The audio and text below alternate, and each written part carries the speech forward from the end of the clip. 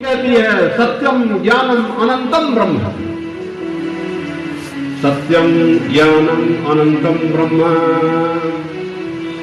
ब्रह्म क्या है? जो सत्य है वही तो ब्रह्म है। और ब्रह्म से ज्ञान और ज्ञान से ब्रह्म अलग नहीं।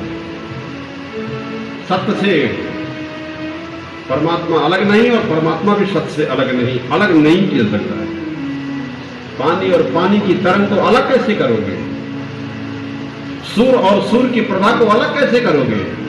चंद्रमा और चांदनी की प्रभा को कैसे अलग करोगे? इसी प्रकार से घड़े को मिट्टी से कैसे अलग करोगे? स्वर्ण से बनी हुई संपूर्ण चीजों को, गहनों को, सभी गहनों को, सभी जेवरों को सोने से अलग कैसे करोगे? तुम्हें ये पता नहीं है कि हम उसी मूल से अलग हो रहे हैं। आज सारी दुनिया अभिमान बस, स्वार्थ बस, विकारों के बसवर्ती होकर के उसे मालूम ही नहीं कि हम अपना ही अपमान, अपना ही अहित अपने आप कर रहे हैं।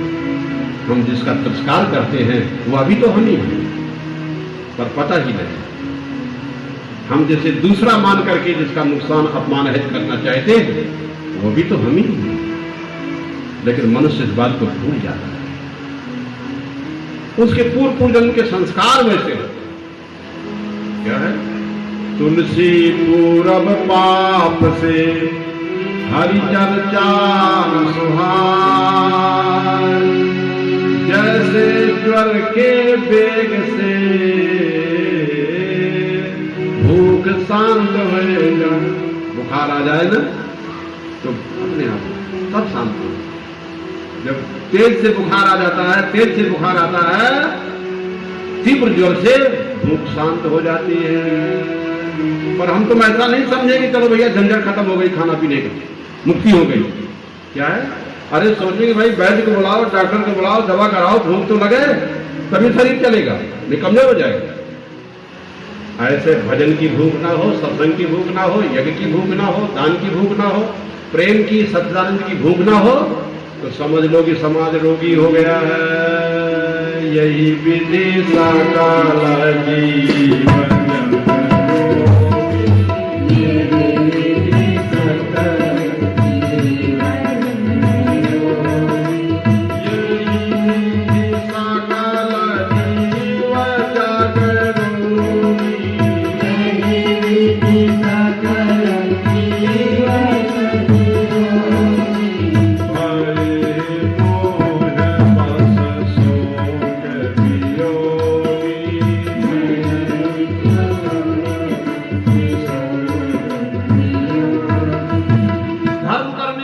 नहीं है।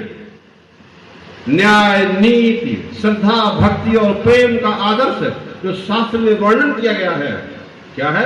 गुरु की प्रतीत, शास्त्र की प्रतीत और आत्मा की प्रतीत, तीनों बातें एक साथ मिलनी चाहिए। यदि हम चाहे जहां जाएं, हमारी वाणी चाहे जहां जाए, चाहे जो बोले, हमारी वाणी गुरु की विपरीत नहीं बोलेगी, हमारी वाणी शास्त्र की विपरीत नहीं बोलेगी। शास्त्र और गुरु का हमारे साथ समन्वय है। क्या है? जो भी बातें बोली जाएं वो प्रमाणिक बोलनी चाहिए, अनाप शनाप नहीं किसी के बारे में। क्या है? इसलिए हम मिथ्या धारणा बना लेते हैं और मिथ्याभिमान में रह करके राग द्वेष के वशवर्ती होकर के ये जीव मोक्ष से वंचित हो जाता है। बड़े सौभाग्य से हमें और आप लोगों को ये अवसर प्राप्त हुआ है, इसलिए इसका लाभ उठा लेना चाहिए। 3 दिन का समय हम लोगों को मिला है, इसलिए और इसका भरपूर हम लोगों को लाभ ले लेना है। तो हम बताना चाहते हैं कि अगर किसी भी पापी से पापी व्यक्ति हो और पूर्व जन्म का पापी हो तो घबराना नहीं है। हमारे यहाँ पापों का प्रायश्चित होता है। क्या होता है?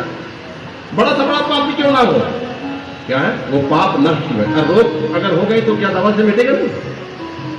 बड़ा से बड़ा रोग है तो सब रोगियों को डॉक्टर के पास जाने का अधिकार है कि नहीं? और डॉक्टर तो दवा से ठीक कर सकता है, नहीं ऑपरेशन करके भी निकाल सकता है, काट के निकाल सकता है। क्या? और शरीर मर जा काटते हैं तो डॉक्टर का दोष भी नहीं, उसको मालूम है कि आत्मा तो रहती है। क्या है? उसका प्रयास रहता है कि रोगी मरने न पाए और उसके प्राथमिक शरीर का मरना ही है, तो दवा और डॉक्टर से कुछ नहीं हो सकता। कोई उसका पाप नहीं लगेगा। भाई उसने जान के तो मारा नहीं। जैसे जन्म स्वाभाविक है, मृत्यु भी स्वाभाविक है। भगवान भी इसी पापियों को तारते हैं मार करके कि इनको मारना ही ठीक, कि वैसे नहीं मानेंगे। आसुरी शक्तियां प्रार्थना करने से नहीं मानती। ऋषि मुनियों ज्ञानी गुरुओं का अवतारों का विरोध क्या है, राक्षस स्वभाव के लोग पहले से करते रहे हैं और आज भी दुनिया में हो रहा है और आगे भी होता है। क्या है, अपने लक्ष्य की ओर, अपने कर्तव्य की ओर चलते रहना चाहिए। इसलिए भगवान ने उनके शरीर को बदल दिया, काट करके बदल दिया। क्या है, बदल दिया और 3 जन्मों तक बदला। हिरण्यकश्यप को बदल दिया अवतार धारण करके, 12 भगवान ने अवतार लेकर के, और भगवान नरसिंह के रूप में अवतार लेकर के हिरण्यकश्यप को वध कर